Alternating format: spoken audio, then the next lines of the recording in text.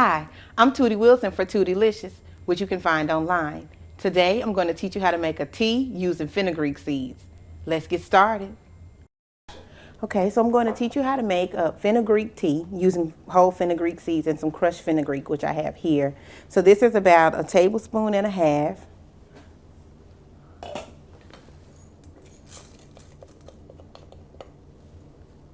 And then I have about 2 cups of water. And you're going to boil this for about 20 minutes. Make sure you stir it up to try to get as much as you can off the bottom of the pot. Okay.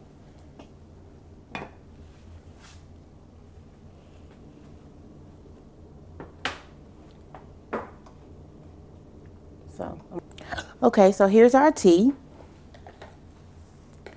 And fenugreek has a real distinctive taste. It has like a taste a lot like celery, but it's really good for mommies who are breastfeeding, for your brain, for your eyes, just different things. It has a lot of medicinal value.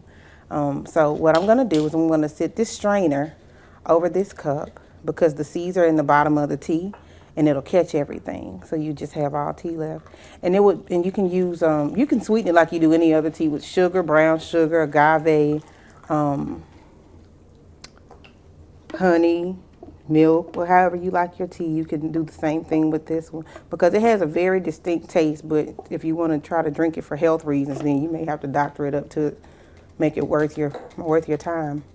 So there you go. That's how you make a tea using fenugreek seeds.